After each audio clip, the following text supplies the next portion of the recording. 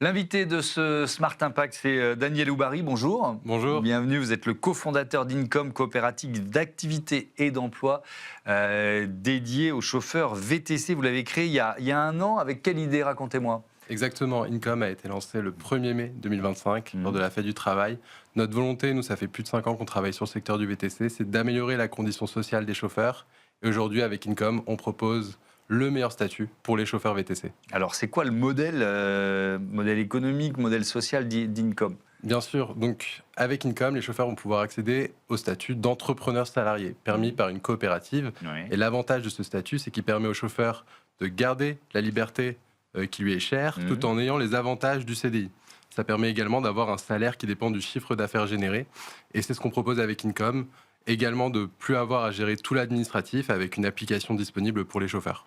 Comment vous vous différenciez? Je commence à le comprendre, mais des plateformes VTC classiques qu'on peut croiser ou qu'on peut utiliser les uns et les autres. Alors nous, c'est pas du tout notre rôle de mettre en relation des passagers avec des chauffeurs. Nous, D'accord. notre rôle, c'est de simplifier le quotidien administratif des chauffeurs, de leur permettre de pouvoir travailler en 24 heures sur toutes les plateformes qu'ils préfèrent. Et justement, on permet aux chauffeurs, on facilite l'accès à ces plateformes et de leur permettre d'avoir accès à des fiches de paye, à une protection sociale et d'accéder à d'autres avantages présents dans l'application. Quand on parle d'une coopérative, alors le modèle coopératif, il est bien spécifique. C'est quoi la coopération dans votre modèle?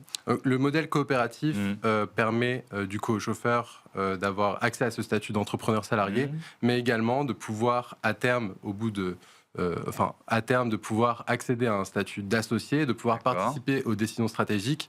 L'avantage, c'est que nous, on a aussi cette brique technologique au sein de ce modèle qui permet de pouvoir attirer le plus grand nombre. Oui. Il y a combien de chauffeurs là, aujourd'hui, un il y a an après la création? Près de 2000 chauffeurs qui nous ont rejoints et ça ne fait que croître. Il y a une transposition de la directive européenne sur les travailleurs des plateformes qui est en cours en ce moment en France et dans les autres pays de l'Union et du coup qui pousse les chauffeurs à aller vers ce nouveau modèle. Est-ce qu'il y a des critères pour rejoindre Incom en tant que chauffeur? Bien sûr, pour nous, un chauffeur qui fait moins de 1000 euros de chiffre d'affaires par mois sur le métier du VTC, il y en a qui travaillent entre midi et 2 par exemple, on va leur dire que c'est pas forcément très impactant de rejoindre Incom, mais sinon c'est plutôt ouvert à l'entièreté des chauffeurs. Il y a même des chauffeurs qui travaillent uniquement sur des applications, d'autres qui ne font quasiment pas d'application, et dans l'application Incom, il y a un module de course privée qui permet à ces chauffeurs-là de pouvoir rapatrier leurs revenus. Alors c'est un CDI particulier. Quelles caractéristiques il a ce contrat? Oui, c'est un CDI d'entrepreneur salarié, et donc ce n'est pas du tout un CDI classique. On ne va pas être là tous les lundis à 9 heures à demander au chauffeur qu'est-ce qu'il fait, vient au travail. Non, il garde sa liberté. Et en fait, ce statut d'entrepreneur salarié permet au chauffeur d'avoir un salaire qui dépend du chiffre d'affaires généré. Et donc nous, notre rôle ici, c'est d'optimiser du coup cette rémunération du chauffeur en intégrant les frais professionnels, parce qu'un chauffeur a un véhicule qui coûte cher, des dépenses importantes dans le cours du mois, et aussi, grâce à la coopérative, on peut mutualiser les coûts comptables, analytiques, qui permet du coup au chauffeur de pouvoir optimiser sa rémunération. Ouais. Est-ce qu'on peut parler de sécurité du travail? Parce qu'un CDI, c'est souvent associé à la sécurité du travail. Là, c'est un peu différent quand même, puisque leur destin, il est lié à leur chiffre d'affaires quand même. Non, le côté sécurité, on va plus le retrouver au niveau de la protection sociale, c'est-à-dire dans les avantages sociaux. Les chauffeurs vont pouvoir cotiser pour la retraite, le chômage, ce qui n'était pas vraiment le cas avant avec le statut d'auto-entrepreneur. Ils vont également pouvoir avoir des arrêts maladie, des congés payés, donc une mutuelle également. Donc c'est tous ces avantages-là qui fournissent la sécurité. Après, voilà, comme on permet aux chauffeurs de garder la liberté tout en ayant les avantages du CDI, c'est vraiment là qu'on y gagne. C'est un secteur que vous connaissez bien. Vous avez pu identifier ses faiblesses, notamment la question de la précarité des chauffeurs? Exactement, je pense que vous le savez également, quand vous échangez avec un chauffeur, en fait, ils souffrent beaucoup, ils souffrent aussi de ne pas être écoutés. Au-delà de la précarité, ils ne se sentent pas entendus. Et nous, ça fait plus de 5 ans qu'on travaille sur le segment du VTC. On a rencontré des milliers de chauffeurs dans nos bureaux à Station F. Et c'est en échangeant avec ces chauffeurs qu'on a compris qu'il y avait un vrai sujet au niveau du statut. C'est ce sur quoi on a travaillé pour pouvoir le leur proposer le 1er mai 2025. Oui. Avec quel modèle économique? Comment ça marche? Oui, donc le modèle économique d'Incom, Incom prélève des frais de service qui sont à partir de 5% du chiffre d'affaires sur le chiffre d'affaires généré par un chauffeur. Donc c'est seulement si le chauffeur travaille, par exemple un chauffeur qui ne travaille pas, eh bien, il n'a pas de frais qui sont imputés sur son chiffre d'affaires, il n'a pas de frais fixes. Et donc voilà, c'est des frais de service qui sont à partir de 5% sur son chiffre. Ouais. Alors, comment est-ce que c'est négocié? Est-ce que c'est le même taux pour tout le monde?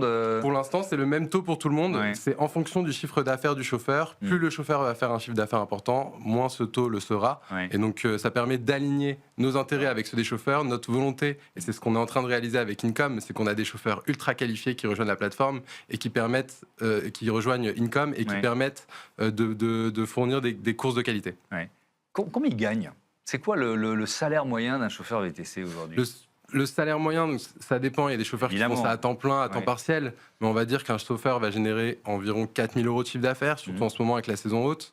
En moyenne, il va pouvoir ressortir 3 200 € de salaire net après avoir payé la TVA, les cotisations sociales et les frais de service. Et donc, il va pouvoir se retrouver à ce niveau-là, ce qui est beaucoup plus intéressant que le statut micro-entreprise, où en fait, le chauffeur va devoir payer de l'URSSAF, mais basé sur son chiffre d'affaires brut, c'est-à-dire avant commission. Et donc, c'est aussi pour ça que le statut Income permet d'optimiser la rémunération du chauffeur. Ces coopératives VTC, vous n'êtes pas la seule.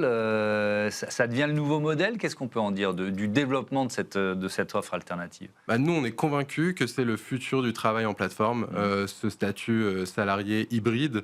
On le voit, il y a la transposition de la directive européenne qui est en cours. Les institutions veulent offrir un statut plus protecteur et sécurisant aux chauffeurs. Et donc en moins d'un an, on a près de 2000 chauffeurs qui nous ont rejoints. Et donc, on voit que c'est le nouveau standard. Pour l'instant, vous êtes basé en région parisienne uniquement? Alors, les chauffeurs sont présents dans toute la France. On a des chauffeurs partout en France. Ouais. Nous, nos bureaux sont ici à Paris. Mais on a des chauffeurs qui sont partout en France et on essaye d'être le plus proche d'eux, même si on ne l'est pas physiquement. Quel lien vous avez avec les chauffeurs? C'est marrant, moi il y a plein de chauffeurs qui ont mon numéro de téléphone et qui peuvent m'appeler un samedi soir pour me dire qu'ils ont un problème avec telle ou telle plateforme parce que parce que leur document a expiré ou quoi que ce soit. On est super proche des chauffeurs et c'est aussi ça notre force, c'est cette proximité. Ouais. Alors ça marche quand on en a quelques centaines ou quelques milliers.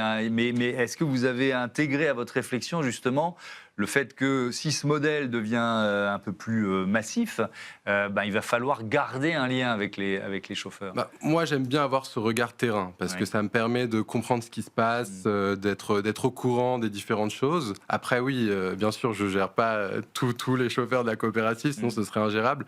J'ai une équipe dédiée là-dessus qui est super performante. On est aujourd'hui près de 40 personnes sur Income et qui permet de tenir ce lien avec les chauffeurs. Voilà, les chauffeurs ont besoin d'être accompagnés à leur entrée, mais également ensuite, on les accompagne. Par exemple, on a Cyril qui a pu devenir propriétaire grâce aux fiches de paye Income. On l'a aidé à avoir des fiches de paye optimisées pour aller chercher son prêt bancaire.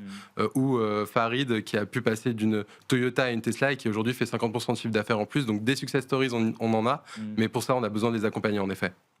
Le 50% de chiffre d'affaires en plus, il est lié au changement de véhicule? Oui, parce qu'il va passer dans une catégorie supérieure qui va lui permettre de faire plus de courses. Et aussi, il faut savoir, avec le statut Income, les chauffeurs gagnent du temps. Ils n'ont plus besoin de travailler autant sur leur comptabilité, sur leur reporting. Et avec nous, ils peuvent travailler encore plus. Ouais. Est-ce qu'il y a beaucoup de turnover? Est-ce que c'est un métier justement peut-être parce qu'il est difficile ou parce qu'il est précaire, où c'est compliqué de prendre de l'expérience, et peut-être d'ailleurs qu'il y a beaucoup de chauffeurs VTC qui se disent je ne vais pas faire ça toute ma vie? C'est une excellente question parce que nous, c'est un défi qu'on a. On a énormément de chauffeurs qui veulent arrêter du jour au lendemain, de nombreux chauffeurs qui arrivent également sur le secteur.